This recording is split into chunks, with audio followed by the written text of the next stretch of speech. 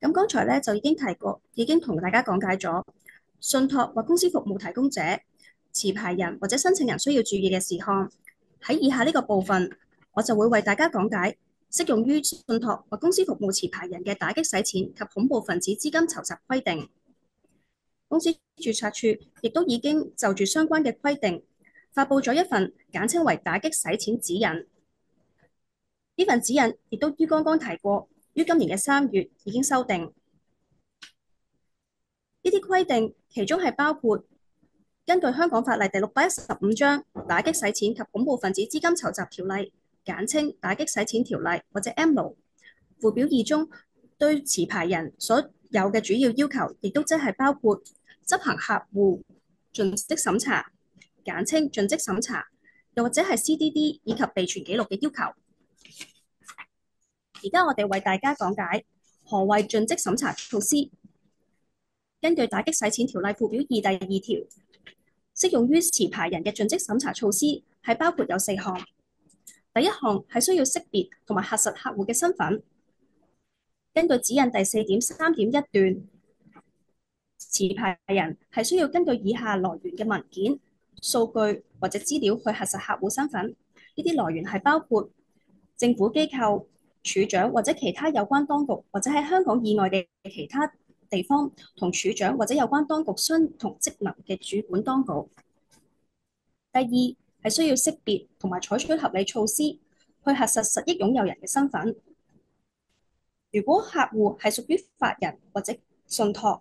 呢啲措施亦都需要包括可以使到持牌人了解有關法人或者信託嘅擁有權，以及佢哋嘅控制權結構。第三係需要取得與持牌人建立業務關係嘅目的同埋而具有嘅性質嘅資料。而如果當客戶係非自然人，持牌人亦都需要了解客戶嘅業務性質。第四項係如果當某人係看似代表客戶行事，持牌人係需要識別該人嘅身份，並且採取合理嘅措施，根據可靠同埋獨立來源嘅文件去核實該人嘅身份，以及需要核實該人代表客戶行事嘅授權。一般嚟講，如果某人係獲授權與持牌人建立一個業務關係，咁該人就應該被視為咧係係代表客戶係代表客戶行事嘅。咁而呢一啲獲授權嘅人士、持牌人咧，亦都應該根據書面證據去核實佢哋嘅授權，例如係一啲董事會嘅議決或者類似嘅書面授權。咁喺咩時候係需要執行盡職審查措施呢？持牌人如果係以業務方式為客戶進行有關信託或者公司服務嘅交易嘅時候，就必須根據打擊洗錢條例附表2第3條，就客戶採取盡職審查措施。第一係需要喺同客戶建立業務關係之前，咁打擊洗錢條例咧係就住業務關係就有個定義嘅，就係指某人同持牌人之間咧，如果係有一個業務、專業或者商業嘅關係，以及呢個關係咧係有一個持續一段時間嘅元素嘅。第二係當持牌人為客戶進行涉及12萬港元或等值以上嘅非經常交易之前，而根據打擊洗錢條例，非經常交易就係指持牌人同該持牌人冇業務關係嘅客戶之間嘅交易。咁持牌人亦都應該提高警覺，留意一連串有關聯嘅非經常交易是否可能達至或者超越12萬呢一個盡職審查嘅門檻。如果有呢個情況，同時亦都應該執行盡職審查措施。第三係當持牌人懷疑客戶或者客戶嘅戶口係涉及洗錢或者恐怖分子資金籌集嘅時候。第四就係當持牌人懷疑執行客戶盡職審查期間取得嘅資料係唔係真實同埋充分嘅時候。咁如果持牌人未能夠遵從相關嘅盡職審查規定，係唔可以同客戶建立業務關係嘅，亦都唔可以同客戶進行任何非經常交易，並且應該喺合理、切實可行嘅範圍之內盡快結束業務關係。咁就住唔同類型嘅客戶呢，持牌人係可以參考指引嘅相關段落去識別同埋核實佢哋嘅身份。如果客戶係自然人，根據指引第4.3.2段，持牌人應該至少收集以下嘅身份識別資料，去核實同埋識別該客戶嘅身份，包括係客戶嘅全名、出生日期、國籍同埋獨特嘅識別編號，以及文件類別，例如一個香港身份證嘅號碼或者護照號碼。持牌人亦都應該根據文件去核實以上嘅身份識別資料，例如係根據香港身份證或者其他國家嘅身份證，或者一啲有效嘅旅遊證件。而當客戶係法人，包括合夥或者不屬法團嘅團體，例如係一啲會所、慈善組織或者宗教團體等等，根據指引嘅第4.3.6段，持牌人就應該至少收集以下嘅身份識別資料，去識別客戶嘅身份，包括係法人嘅全名、註冊成立或者登記日期、註冊成立或者登記地點、佢嘅獨特識別編號以及文件類別，同埋佢嘅主要營業地點等。而持牌人亦都應該根據文件去核實以上嘅身份識別資料，就包括係一啲法人嘅註冊證明書、獨立公司註冊處嘅記錄、註冊資料證明書，或者係一啲合夥協議或者契約，以及佢嘅章程文件等等。而如果當客戶係信託或者其他類似嘅法律安排嘅時候，持牌人係應該根據指引第4.3.11段，收集至少以下嘅身份識別資料，包括係信託或者法律安排嘅名稱、佢嘅成立或者結算日期、佢所受法律規管嘅司法管轄區，以及任何官方機構所頒予嘅一啲獨特識別號碼以及文件嘅類別，同埋佢嘅註冊辦事處地址。咁持牌人亦都應該根據文件去核實呢一類嘅身份識別資料，包括信託契約、佢成立信託或者類似法律安排嘅相關國家合適登記冊記錄，以及由專業人士簽發嘅確認書等。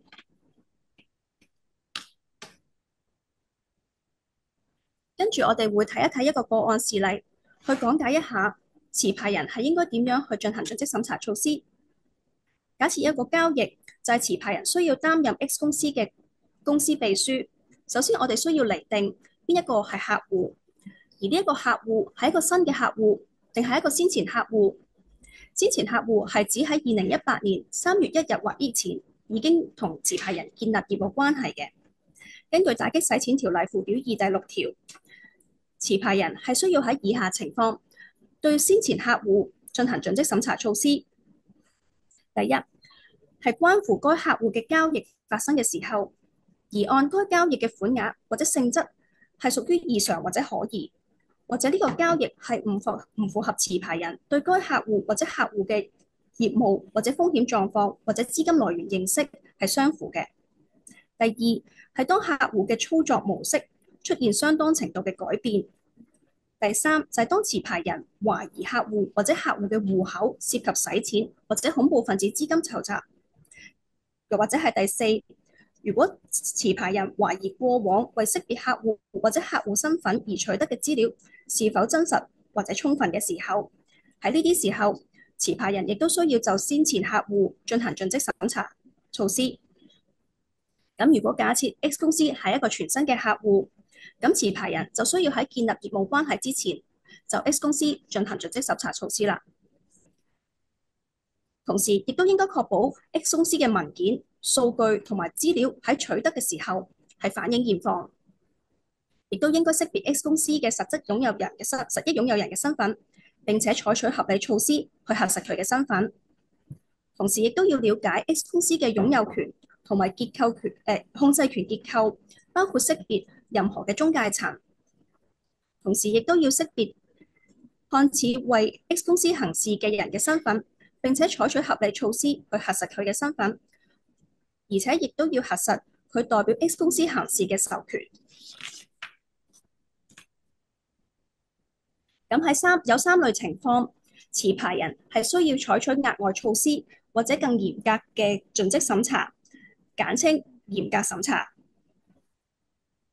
其中就係第一類屬可引致高洗錢或者恐怖分子資金籌集風險嘅情況，或者係處長已經給予持牌人嘅書面通知中嘅指明情況。第二個情況就係可能涉及政治人物嘅情況，而第三個情況就係客戶未有為身份識別嘅目的而現身嘅情況。首先第一個情況就係考慮到喺指引第4.9.5段，亦都係下一張投影片所介紹嘅可能涉及較高風險嘅因素之下，而引致嘅高洗錢或者恐怖分子資金籌集風險嘅情況，又或者係處長喺給予持牌人嘅書面通知中指明情況。咁呢啲咧就係一啲可能涉及較高風險因素嘅例子，分別係有三個方面。第一個方面係涉及係關於客戶嘅風險因素。第一，可能係唔尋常嘅情況下建立嘅業務關係，又或者係法人同埋或者係法律安排涉及一啲空殼工具，但係又冇一啲清晰或者合法嘅商業目的。第三就係有代名人股東、董事、持票人股份或者持票人股份證權嘅公司。第四就係現金密集型嘅業務，或者第五係法人或者法律安排嘅擁有權結構似乎異於尋常或者係過於繁複。咁第二類嘅風險就係關於產品、服務、交易或者交付渠道嘅，可能係涉及一啲匿名交易，或者涉及現金，又或者係經常要接收一啲來歷不明或者冇關聯嘅第三方支付嘅款項。第三類風險係關於國家或者司法管轄區或者地區嘅風險。第一，可能牽涉到一啲欠缺有效打擊洗錢或者恐怖分子資金籌集風險制度嘅國家或者司法管轄區。第二，可能係涉及一啲關於貪污或者其他犯罪活動較多嘅國家或者司法管轄區。第三，可能係受制於例如係聯合國所實施嘅制裁、禁運或者類似措施嘅規限嘅國家或者司法管轄區。以及第四，係向恐怖主義活動提供資金或者支持，或者有指定嘅恐怖主義組織喺佢嘅境內運作嘅國家、司法管轄區或者地區。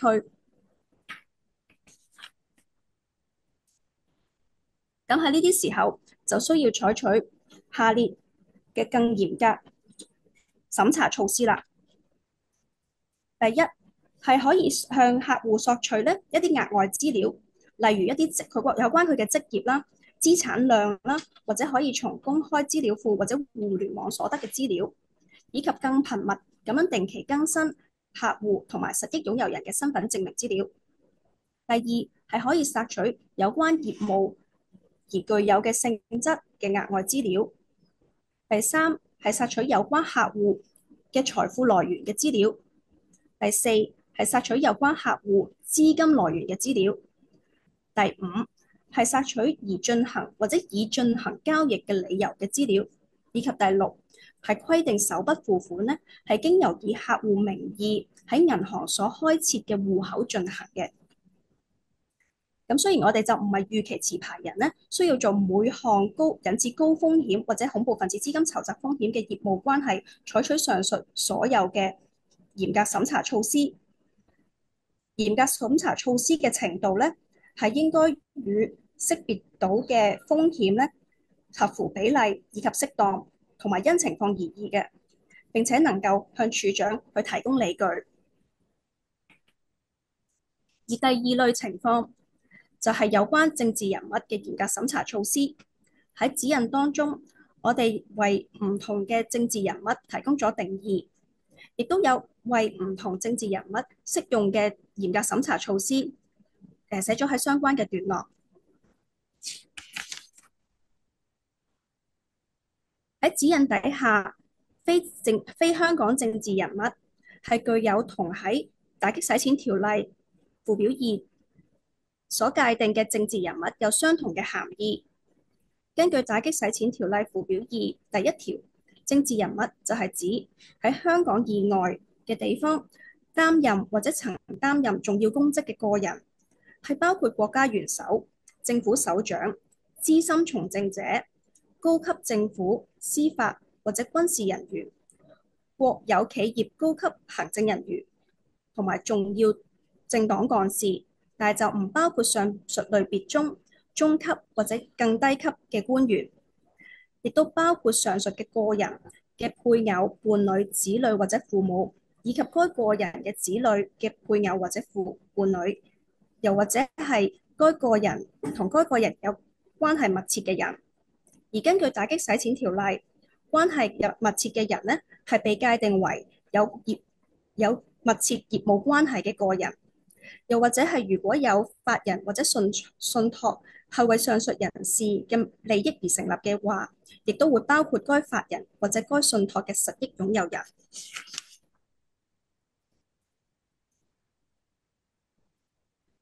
咁如果持牌人係知悉喺某客戶或者某客戶嘅實益擁有人係非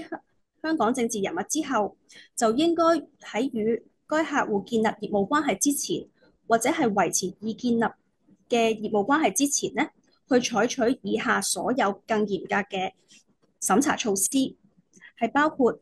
一定要取得高級管理層嘅批准，以及需要採取合理嘅措施咧，去確立客戶或者佢嘅實益擁有人嘅資金來源同埋財富來源。咁而如果客戶本身或者佢嘅實益擁有人係非香港政治人物，持牌人咧亦都應該加強咧對佢呢個業務嘅關係嘅持續監察。詳情亦都可以參閱翻我哋嘅指引嘅第5章。而指引底下嘅非香港政治人物係同打擊洗錢條例底下前政治人物有相同嘅涵義。根據打擊洗錢條例附表2第1條，前政治人物係指身為政治人物嘅個人，而該名個人曾喺香港以外擔任重要公職，但目前呢已經沒有如此擔任重要公職，亦都指該個人嘅配偶、伴侶、子女或者父母，以及該名個人嘅子女嘅配偶或者伴侶，以及同佢呢名個人呢關係密切嘅人。而對前政治人物嘅處理方法呢，持牌人呢係應該就住風險為本嘅方法，對呢啲前政治人物以及基於適當評估後，該政治人物係唔會造成高洗錢或者恐怖分子資金籌集風險嘅情況之下，去決定不採取或者不繼續採取嚴格審查措施，以及加強監察措施。咁持牌人應該留意啦，喺處理前政治人物嘅時候，係應該根據風險評估，而唔係單純根據一個指定嘅時限。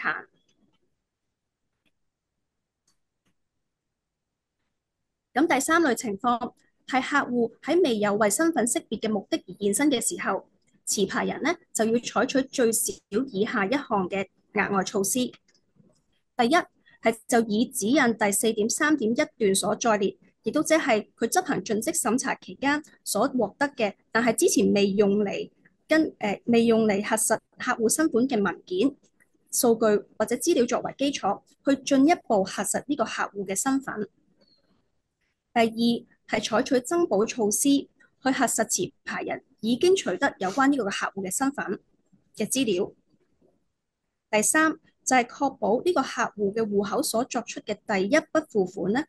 係經由以該客戶嘅名義，由以下認可機構或者係銀行啦所開立嘅戶口去進行嘅。咁而剛才提到第2點嘅增補措施咧，其實亦都係包括咧去揾一啲獨立同埋適當嘅人士去認證身份證明文件。咁一般嚟講咧，由客戶自行認證文件嘅副本咧係並唔足夠嘅。咁持牌人咧可以參閱翻我哋嘅指引附錄，選用獨立同埋適當嘅人士去進行認證識別文件。咁呢啲人士咧係包括一啲指明嘅中介人啦，或者係一啲對等司法管轄區嘅司法人員啦，或者係發出身份核證文件嘅國家嘅大使館、領事館或者高級專員公署嘅人員，又或者係太平紳士，又或者係其他專業人士，例如會計師、律師、公證人同埋專業公司秘書。咁亦都應該留意咧，為咗確保嗰個認證係有效，證明人咧係需要查閱咧個文件嘅正本嘅。咁而根據指引第4.10.2段咧，公司註冊處咧持牌人係可以根據公司註冊處認可同埋屬獨立來源嘅數碼識別系統所提供嘅數據或者資料去核實客戶嘅身份。而如果已經採用咗呢個數碼識別系統，咁持牌人就無需要採取剛才嘅額外措施啦。咁而公司註冊處處長認可咧，就係香港特區政府所開發同埋營運嘅智方面，可以用嚟核證自然人嘅身份嘅。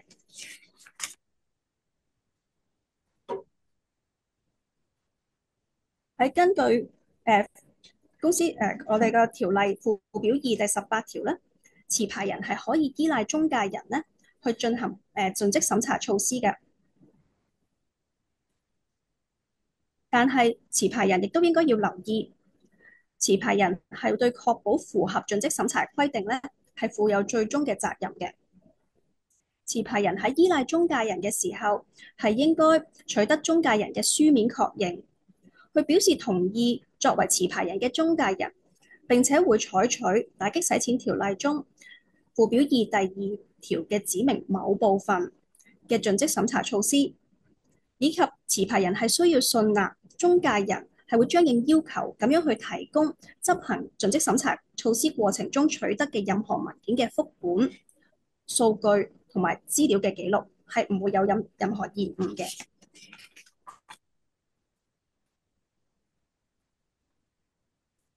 而如果要藉住本地嘅香港嘅中介人去執行盡職審查措施，包括有2類可以係指定嘅中介人。第一類咧就係金融機構，包括一啲認可嘅機構啦、持牌法團啦、獲授權嘅保險人啦、持牌嘅個人保險代理、持牌嘅保險代理機構同埋持牌嘅保險經紀公司。咁第二類就係一啲專業人士啦，包括會計專業人士啦、地產代理、法律專業人士同埋其他信託或者公司服務持牌人。咁持牌人咧喺建立咗業務關係之後，亦都應該從2方面去持續監察同客戶嘅業務關係。持牌人咧係應該不時複核為遵從附表2第2部，亦都即係盡職審查施加嘅規定而取得嘅各項關於客戶嘅文件、數據同埋資料，去確保呢啲文件、數據同埋資料咧係屬於反映現況同埋營屬相關。第二，亦都應該就住交易有所監察，就係對客戶執行嘅交易進行適當嘅審查，以確保交易咧係符合持牌人對該客戶嘅業務同埋風險狀況，以及佢哋嘅資金來源嘅認知。同時亦都要識別複雜、款額大得異於尋常，同埋個進行模式係異於尋常嘅交易，以及一啲冇明顯嘅經濟或者合法目的嘅交易。呢個時候就應該審查呢啲交易背後嘅背景同埋目的，並且以書面形式去列明個審查結果。關於持續審查嘅規定，持牌人咧應該定期或者喺發生觸發事件嘅時候咧，去複核客戶現有嘅盡職審查記錄，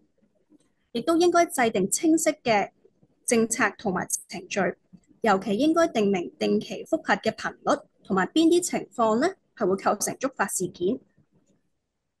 對於涉及高洗錢同埋恐怖分子資金籌集風險嘅客戶，應該最少每年1次去接受複核。並且喺持牌人認為有需要接受更頻密嘅覆核嘅時候咧，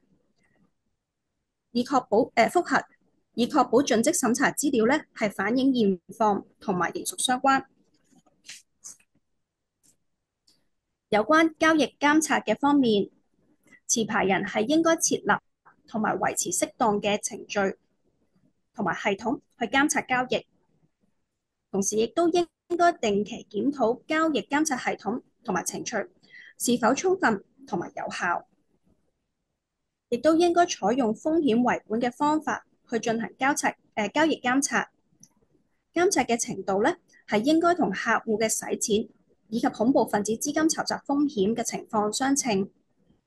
並且以書面形式去妥善記錄所採取嘅步驟同埋發現嘅結果，以及採取步驟之後所作出嘅決定嘅理由，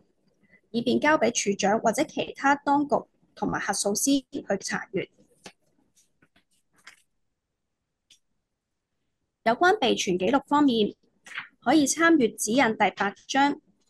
簡單嚟講，就住每名客戶係應該要就住佢哋識別同埋核實身份嘅時候所得嘅文件、數據同埋記錄都要保存，以及喺進行盡職審查同埋持續監察嘅程序期間所得嘅文件、數據同埋資料，以及係就住業務關係嘅目的同埋具有嘅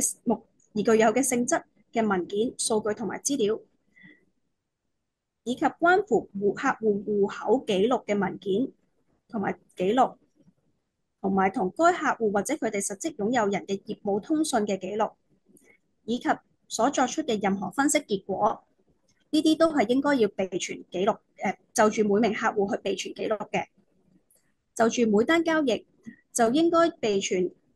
就該交易所得嘅文件正本或者副本，以及有關數據嘅同埋資料嘅記錄。而呢啲資料咧係應該足以重組整個交易，以便喺有需要嘅時候咧，為檢控犯罪活動咧去提供證據嘅。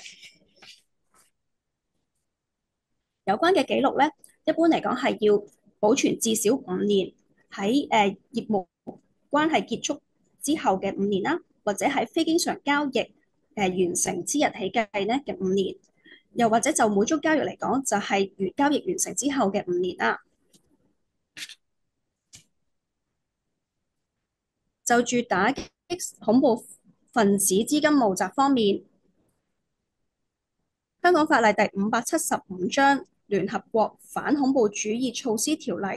係將恐怖分子或者與恐怖分子有聯繫者提供或者或者籌集財產，以及向佢哋提供任何財產或者金融服務，係列作刑事罪行。所以持牌人係唔可以同任何受制裁嘅個人或者實體，或者同任何恐怖分子或恐怖分子有聯繫者係有任何業務關係。咁呢度我哋就列出咗有一啲關於聯合國反恐怖主義措施條例係適用喺持牌人嘅條文咧，就列舉咗出嚟。大家亦都可以參閱翻指引嘅第6.5章第6.5段。就住金融制裁，根據香港法例第537章《聯合國制裁條例》嘅相關規定，任何人如果作出以下行為咧，即屬犯罪，包括係直接或者間接向特定人士提供財務資產或者經濟資源，或者為佢哋嘅利益而直接咁或者間接咁樣提供財務資產或者經濟資源，以及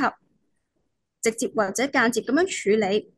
屬於指定人士嘅任何資金或者佢哋嘅財務資產或者經濟資源，或者係為佢哋實體擁有或者控制嘅資金或者佢哋嘅資金或者佢哋嘅財務資產或者經濟資源作出處理。香港係透過立法咧去實施打擊武器擴散資金籌集制度，就包括咧係根據聯合國制裁條例，針對朝鮮訂立咗香港法例第537AE 章聯合國制裁朝鮮民主主義人民共和國規例，以及香港法例第526章大規模毀滅武器提供服務的管制條例。咁其中第4條就禁止任何人喺有合理理由相信或者懷疑有關服務可能涉及大規模毀滅武器嘅情況之下提供任何服務。咁由於服務嘅定義係相當廣泛，亦都包括借出款項或者以其他方式去提供財政資助。咁持牌人就更加需要留意啦。持牌人咧係應該設立同埋維持有效嘅程序、政策同埋管控措施，去確保去遵守有關恐怖分子資金籌集、金融制裁同埋武器擴散資金籌集嘅規則同埋法例。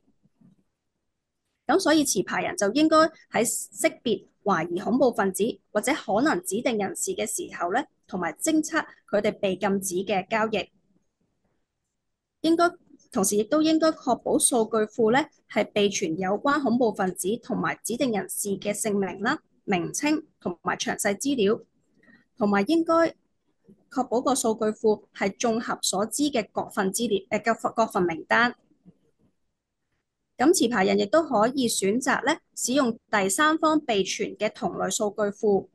並且採取適當嘅措施，例如定期抽樣測試，去確保有關數據庫係完備同埋準確嘅。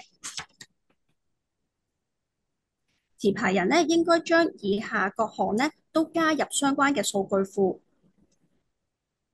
第一係在於政府憲報或者商務及經濟發展局網站嘅名單，以及係處長不時通知持牌人嘅名單。咁為咗避免同任何懷疑係恐怖分子或者屬於特定人士嘅或者實體去建立業務關係或者進行交易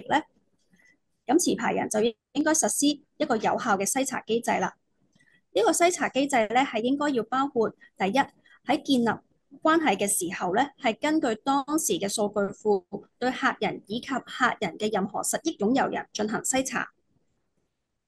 而當呢啲名單有所更新嘅時候，亦都需要喺切實可行嘅範圍之內，盡快根據數據庫內有嘅新增或者任何更新嘅指定人士，對於客戶同埋客戶實益擁有人進行篩查。咁上述嘅篩查規定係應該按風險為本方法擴大至客戶嘅關聯方以及看似係代表客戶行事嘅人。咁最後同大家講下舉報可疑交易有關嘅詳情，可以參閱我哋指引第7章。咁如果持牌人係懷疑交易同洗錢或者恐怖分子資金籌集或者大規模武器擴散或者違反制裁有關，應該向聯合財務組提交可疑交易報告。持牌人亦都應該建立同埋保存有關向洗錢報告主任所作出嘅洗錢及恐怖分子資金籌集報告嘅記錄，以便同埋向聯合財富情報組提交嘅所有記錄嘅報告嘅記錄。咁我嘅分享就係咁多，時間交俾下一位講者。